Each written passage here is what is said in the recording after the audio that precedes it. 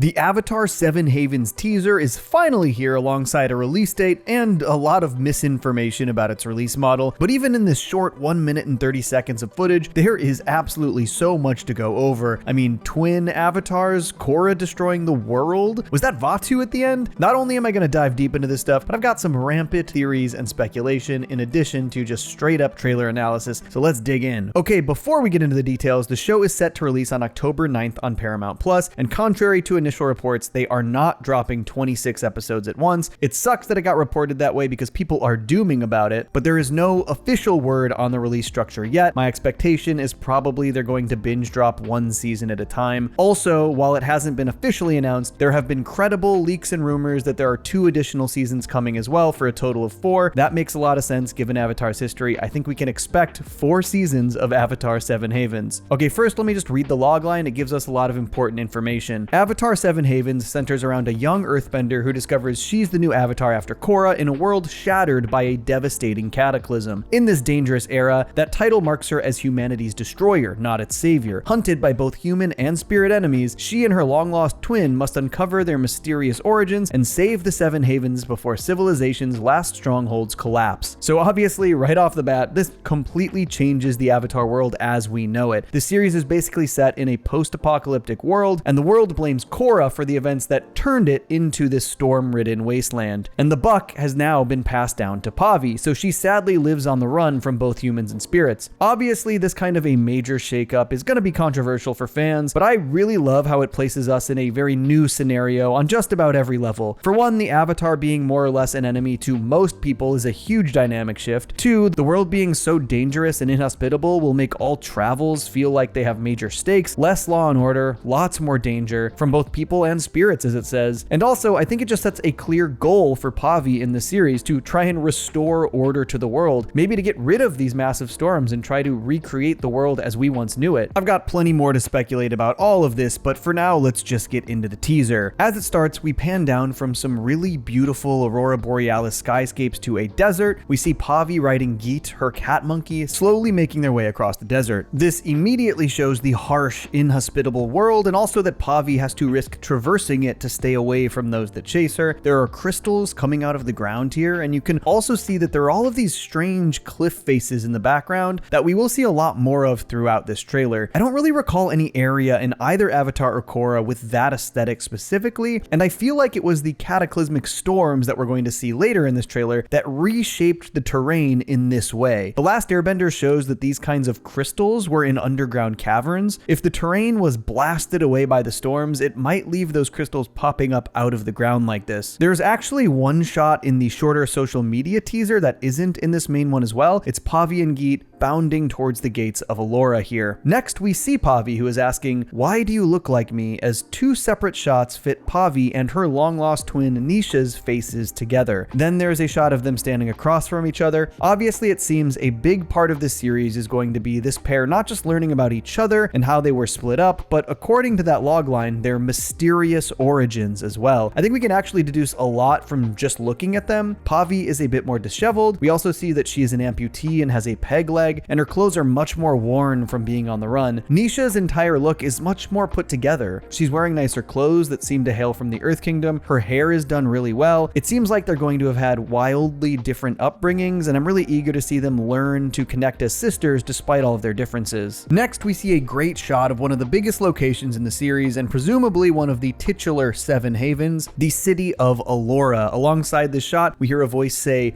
"Elora needs to be prepared." I think the person saying this is likely Jay, the Airbender who we saw on the teaser image of the series, which also showed him and Pavi in front of Elora. The design of this city is pretty outstanding. I love the look of the big palacey monument above the cliff, but these smaller areas are also very reminiscent of some of the inner workings of Ba Sing Se, particularly these big wall roadway things in the midst of all the buildings. We also know from the press releases that Jay and Pavi live in Enora, but based on what we see in this teaser, I think this might really establish itself as the case through through these first episodes. I expect that this is Pavi getting to Allura for the first time when we see her go through the gates here, and that is of course probably where she meets Jay. We'll see that moment later in the teaser. Next, Jay says, "Because long ago our ancestors weren't, and the Avatar let us down." Okay, let's talk about it. This is definitely our first real look at that cataclysmic event hinted at in the logline, and it looks crazy. These massive tornado storms hammering down, and in another shot, a massive wave as well. Just truly world-altering, terrifying stuff. And then we see Korra walking through flame and smoke, eyes aglow,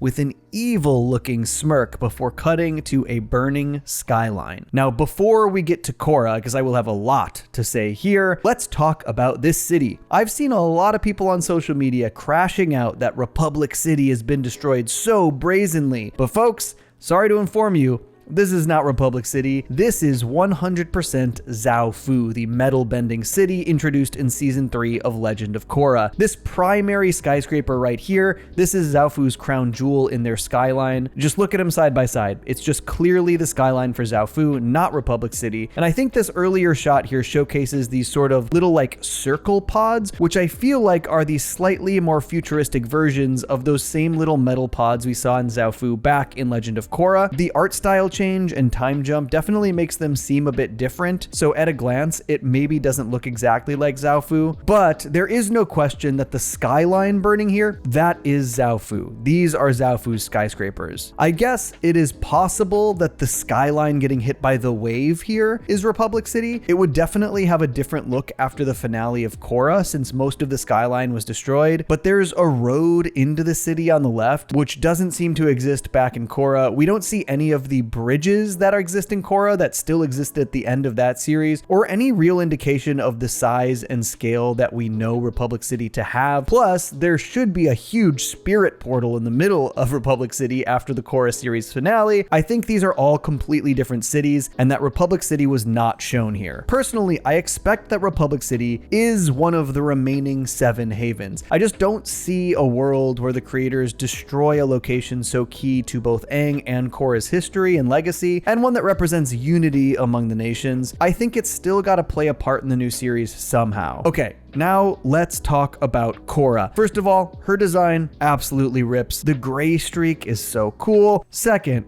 guys, obviously the show is not going to make Korra evil, and if you're taking that bait, I don't know, you just kind of look like Charlie Brown kicking the football right now, don't you? I think the forecasting of the misdirect could not be clearer. Even this scene with Korra smirking, it's clearly a retelling of these events from a different perspective. There is no way this is what actually happened. This is how the world perceives her. It could not be a clearer circumstance of the world blaming the Avatar for the destruction, when the reality is that Korra likely saved the world from complete destruction. And you know what? From both a textual and metatextual perspective, I think this is the perfect development for Korra. Over the course of her series, a lot of Korra's journey was about the weight of expectation, living up to the legacy of Aang and to the title of Avatar. She was a character who cared immensely about her role as the Avatar, about being seen as the Avatar, and a lot of the major conflicts revolved around her fears that she would be remembered as a failure of an Avatar. She was so worried about perception, that she was being seen as a good Avatar. A lot of her journey was about shedding those fears of being perceived negatively, about doing what she knew to be the right thing to maintain balance in the world. I think that Korra, likely sacrificing her life in this still mysterious calamity, knowing she was doing exactly what needed to be done to make sure the world wasn't completely destroyed, and also knowing that the world will not know of her sacrifice, it's kind of a perfect culmination of that part of her journey, to truly uphold the mantle of Avatar without needing any credit. I know people have complained that this is maybe a bit similar to Avatar Kurik's journey as laid out in the Kyoshi novels, and to a degree it is very similar, but I think it fits Korra's personal journey in a much more substantial way. Thematically, Korra being an outstanding Avatar and not caring that the world might never know it, that is the ultimate sign of growth for her. Honestly, Korra is one of my favorite characters, so before Seven Havens drops, I think I'm gonna do a big Korra character analysis video. Stick around on the channel and subscribe if that interests you, because I'm actually really excited to do it. All right, back to the teaser. Next, we see a shot of Jay reaching his hand out for Pavi. I think this is the moment they meet, or at least close to the moment they meet. She extends hers back as well before a huge black tornado smashes down through the skylight above. I presume this is just continuing to show the dangerous terrain and storm-ridden world that they exist in, again showcasing that relatively constant danger. Next we see more storms as we pan back over to Elora at night, the lower part of the city. Next we see Pavi and Nisha riding their cat monkeys, which are named Geet and Ruhi, along the walls of Elora. Interesting that they have the same type of animal companion and that one is light colored while the other is darker. I'll explain why this might matter later, but I also love the animation of the running of these cat monkeys. The way their back legs throw themselves so far forward ahead of their front legs, taking these huge bounds. It's good stuff. Next we see these masked assailants fighting Jay. They all have these white masks with blue markings. They look kind of vaguely familiar to me, sort of reminiscent of the Water Tribe wolf helmets in the original show, but I think they're just their own thing. The markings feel like spirit markings, maybe a little reminiscent of the ocean spirit from season 1 of The Last Airbender, but clearly it is a designator of a specific gang, and my inclination is that they are one of the groups trying to hunt down Pavi. I think the action choreography here is really smooth. Jay controls the spear and then hits his attacker with a nice air attack. Next we see a glowing red scene as Pavi earthbends with Nisha fallen on the ground behind her, protecting her sister, I anticipate. You can also see some folks in the distance watching from the rooftops. I really like seeing Pavi's earthbending technique here. More assailants from this masked gang. This one has a long blue braid and is a firebender. They also seem to be attacking a younger airbender that we don't know anything about yet. This transitions into a shot of another older bearded airbender who airbend twirls to fend away a fireball. Pretty cool animation here. So it clearly seems as though this masked gang is specifically attacking a group of airbenders. Next we see another of them pick up a sword and attack Jay. Next, a great shot of Pavi and Nisha earthbending in tandem. The first confirmation that Nisha is also a bender, though we also still have only seen Pavi earthbend. It will be interesting to see what her experience is with the other elements at this point. Is it going to be like the original show where she has to learn all of the other elements? Will she be a little more experienced like Korra was? Somewhere in between. Eager to see it. Next, a pretty outstanding set piece of Jay sort of air skateboarding through a collapsing tunnel carrying someone on his back. It looks like some airbenders use these like full-on hoverboard things, which I think is a pretty cool evolution. They used to use air gliders and then wingsuits. This is fun. A quick shot of Pavi earthbending in a storm before another really interesting shot, some kind of desert motorcycle gang racing towards what is definitely a group of sky bison in the distance. A few things here. One, I thought this maybe would be the masked gang we saw earlier, but the brief glimpses of their armor on the motorcycles seems to show a very different vibe than those guys, very different design. So this is, I think, a separate Wasteland Mad Max gang of some sort. Two, it seems like sky bison probably can't fly as easily in this new world because of all of these storms, hence why they are walking here. Three, the sky bison seem to have saddles, so I expect that the group of airbenders we saw fighting for their lives across the trailer are probably all traveling together in this group. Next, we get a quick shot of Nisha running and hugging Pavi in front of that big Elora temple building. This leads into a quick shot of Pavi staring into a reflection in a sort of red crystal, which then flashes, and we get the briefest glimpse of this giant storm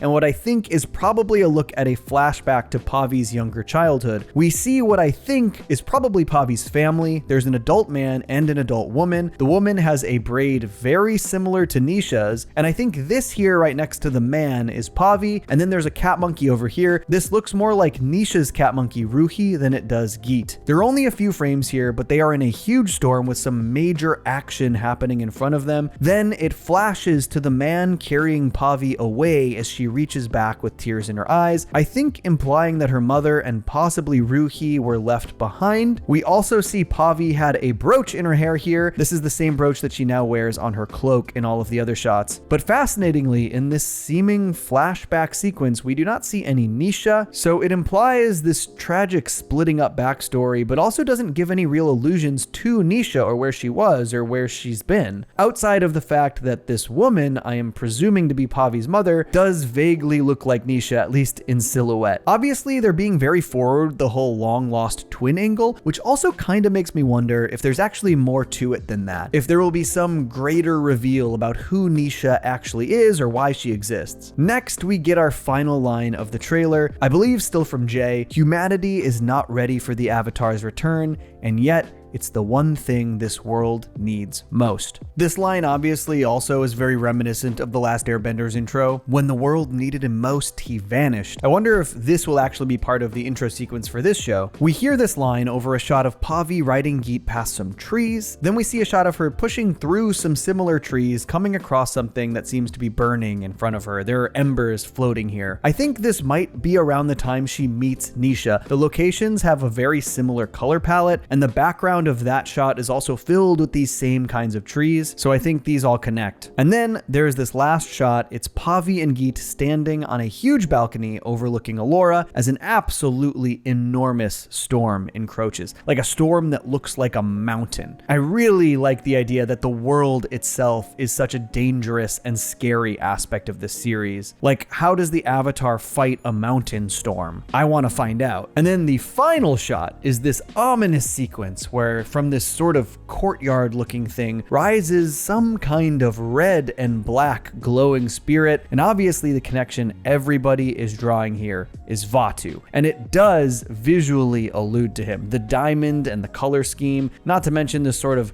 droning boing noise that comes with it, sounds very reminiscent of his like spirit beam. Okay, let's talk about this though. Vatu is the last villain I expected them to revisit, but honestly I think there is some real potential here. Given the sort of mysterious circumstances surrounding Pavi and Nisha's whole twin existence, it feels like it could pretty directly tie to the Rava/Vatu lore. I know I'm not the first person to speculate about this, but I do have a lot of specifics I want to get into. Because honestly, as much as I love those beginnings episodes of Korra, I think the place they land with the Rava and Vatu lore kind of missed the mark. They're initially portrayed as these two eternal beings always keeping each other in check, but then the show moves on to portray one as all good and one as all evil. It would be really interesting if this show sort of revisited and reevaluated that idea of Rava and Vatu and instead landed on an actually balanced solution like they were initially portrayed. You know, you cannot have darkness without light, you cannot have light without darkness, that kind of thing. And the fact that the series logline pinpoints that part of the show is digging into Pavi and Nisha's mysterious origins definitely lends to this idea in my opinion. The brief flashback not including Nisha actually has me questioning Nisha's origin entirely, but there's a lot to speculate about here. But let's dig into the Legend of Korra and see what could come out of that in regards to Rava and Vatu. Hear me out. In Korra Season 2, after Rava is destroyed, Korra manages to find and rescue Rava from within Vatu, right? She like pulls him right out of him and then spirit bends Vatu away. But this all implies that neither Rava nor Vatu can ever fully be destroyed, right? We thought Rava was destroyed, but she existed within Vatu. The other will always exist within the other one, right? So with that in mind,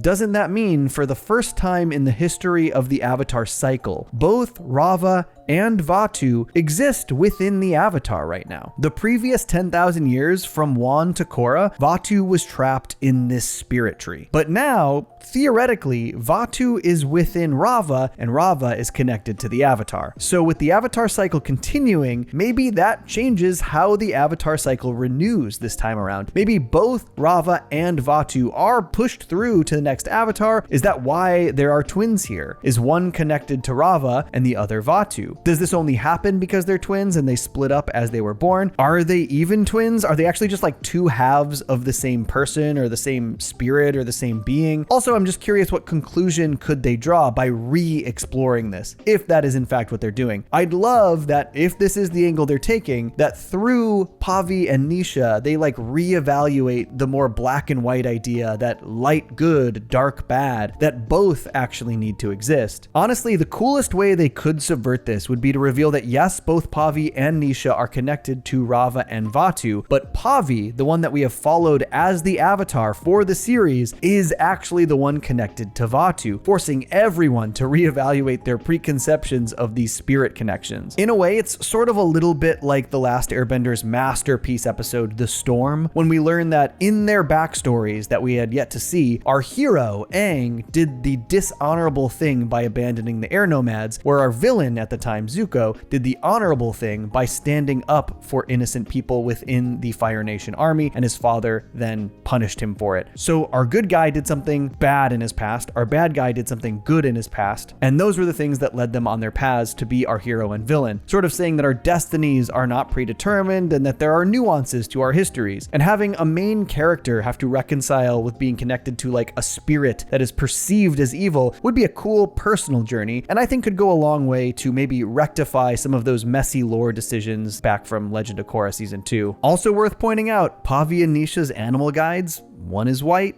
one is black. Just saying, little Rava Vatu connection there. I just hope this doesn't mean that the cataclysmic event was Vatu like consuming Korra. That I think would be pretty disappointing. It's interesting lore, but I think still kinda does Korra dirty. In my opinion, the cataclysm event has to be like a true monumental once in many generations threat that Korra handles as well as possible. Despite knowing that the world will see her as a villain or as a destroyer or might blame her for it, she makes the right choice for the future of the planet, the selfless choice. All that being said, it is totally possible that this is not Vatu at all and that all of this is just wild, rampant fanboy speculation, but I do think that this little bit at the end of the trailer doesn't really make sense or work as a tease without the Vatu association. And it felt designed to create lore speculation, given that it seems like Vatu without outright showing Vatu. Season 2 of Korra featured a ton of these beautiful auroras in the sky as well, particularly when there were aspects of the spirit world bleeding over into the real world. And throughout the trailer of Seven Havens, we see really similar imagery. The opening of the teaser was this aurora in the sky, the ending was the Vatu illusion. And as Korra fought Unavatu in Republic City, that is when we saw this aurora imagery the most. Regardless, this entire premise leaves so much intrigue. Like, what even is the timeline here? Obviously, Pavi should have been born as Korra died, but there seems to be a much larger amount of time between that is implied here. Was there actually like an entire other avatar cycle between Korra and Pavi who all hid themselves from the world because of the way the world treated them? I like that there are not only lore and timeline questions, but interpersonal questions for our main characters. I'm really eager to see how things from the avatar world we knew carry over into this sort of Seven Havens post-apocalyptic world. The mix of technology seems really interesting. There are just these remnants of the old world pulling from different places. Look, as you maybe can tell from this video, I adore this franchise. I cannot wait to talk more about this show as it releases. I'll definitely be covering every season as they come out, and you can actually also expect me to cover the Aang movie this weekend. That's coming out in like a day or two. And I think between now and October, I want to try to get at least 1 or 2 other Avatar videos on the channel, including that big Korra character analysis I mentioned before. But I also want to hear all your thoughts on the Seven Havens teaser. Does the premise intrigue you as much as it does me? Do you think I'm on point or way off with any of my speculation? Let me know below in the comments, and I'll catch you next time. Peace. I stay mellow watching Johnny Two Cellos. He talks cartoons, he's a really cool fellow. He keeps you posted on adult cartoons. If that's what you're into, then grab a spoon and a very big bowl of your favorite cereal. Feels like Saturday morning cartoon material. Johnny Two Cellos, watch him on YouTube. Now enjoy this groove and bust a move.